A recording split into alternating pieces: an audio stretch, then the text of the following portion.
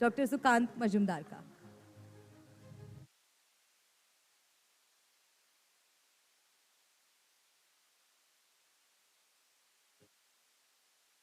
Thanks मलिका। हम बातचीत शुरू करें सुकांत जी, उससे पहले मैं चाहूँगा कि आप चाहें तो वहाँ बैठे बैठे, चाहें तो पोडियम पर आकर के अपनी बात रखें और उसके बाद हम सवाल जवाब का सिलसिला शुरू करेंगे। जी सर, यू वेलकम।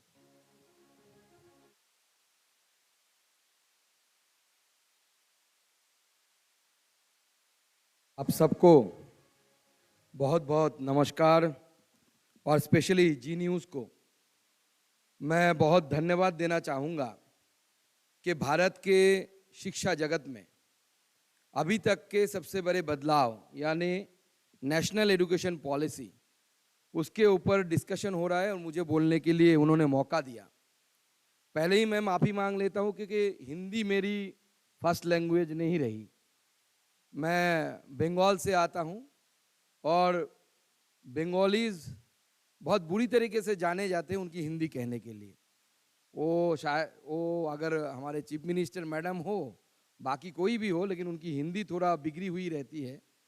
तो मैं कोशिश करूँगा कि हिंदी में जितना मुझे आता है उसमें ये जो नेशनल एजुकेशन पॉलिसी 2020 इसके माध्यम से युवाओं के रोजगार के अवसर पर मैं 10-15 मिनट के अंदर मेरी जो जानकारी है, जितना मुझे आता है, तो मुझे पता है, मैं उस विषय पे मैं दृष्टि डालने की यानी रोशनी डालने की कोशिश करूँगा। यहाँ पे उपस्थित जो डिग्निटरीज है, रेस्पेक्टेड एडुकेटर्स है, इंडस्ट्री लीडर्स है और उसके साथ साथ जो भी महानुभाव उपस्थित है, सबको मेरा नमस्कार। और देखिए, हम भारत अभी ऐसी जगह पे, ऐसी क्रॉस रोड पे, अगर इंग्लिश में बोले तो हम इतिहास की उस क्रॉस रोड पे खड़े हुए हैं जहाँ पे हमारे 50% पॉपुलेशन, उनकी एवरेज एज अगर हम पकड़े हो 30 साल के नीचे है। इसे बोला जा रहा है कि कभी इसे समझा जाता था कि ये बर्डन है इतना बड़ा पॉपुलेशन, बट अब इसको डेमोग्राफिक डिविडेंड के नाम से जाना जाता है। और इस डेमोग्राफिक डिविडेंड को आगे काम में लगाने के लिए, ये जो डेमोग्राफिक डिविडेंड है, ये हमारे फ्यूचर को डिफाइन कर सकती है।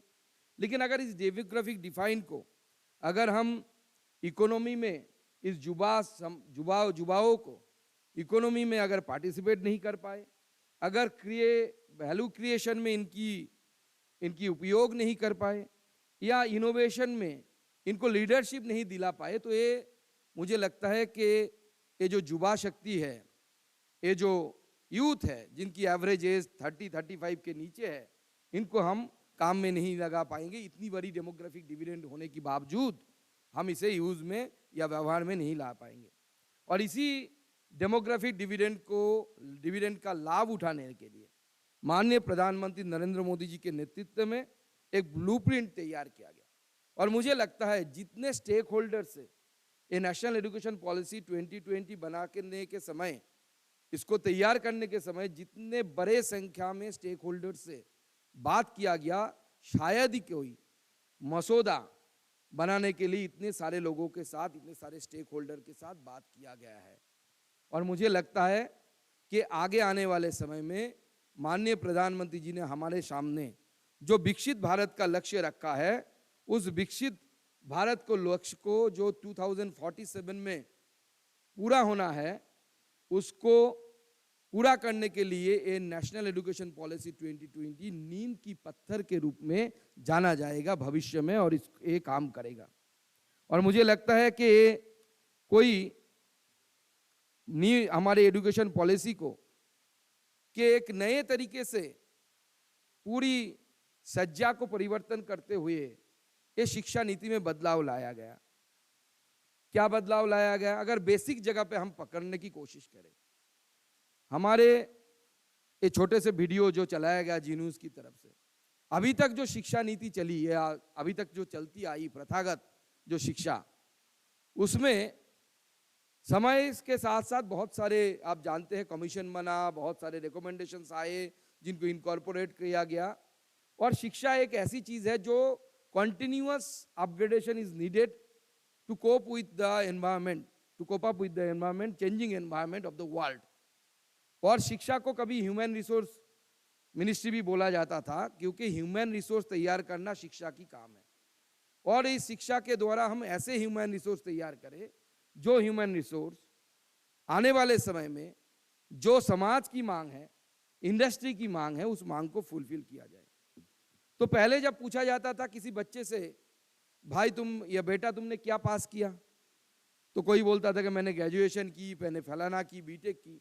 अभी जो बदलता हुआ भारत है और पूरा विश्व है, उसमें लोग पूछ रहे हैं, इंडस्ट्री पूछ रही है कि आप क्या पास किए वो मैटर नहीं करता, आपको क्या आता है दैट मैटर करता है, यानी स्किल। इसलिए इस जो पुरानी शिक्षा व्यवस्था थी, जिसमें अगर हम बोले कि heavy content, examination focused model, वहां से चेंज करके skill based, flexible, multidisciplinary and future ready education system, इन नई शिक्षा नीति नेशनल एजुकेशन पॉलिसी एनईपी 2020 में इसको इंक्लूड किया गया। और इसमें एक तरफ से हमने होलिस्टिक लर्निंग, जो बच्चा तैयार होगा इस एजुकेशन सिस्टम के द्वारा, भारत के नया जो जनरेशन तैयार होगा, वो पूरे वर्ल्ड के हिसाब से, डिमांड के हिसाब से एक तरीके से तैयार होगा। उसके साथ साथ मुझे लगता है कि भारत के जो इथोस है, हमारे कल्चर के जो बेस्ट प्रैक्टिसेस है, those practices will be inculcated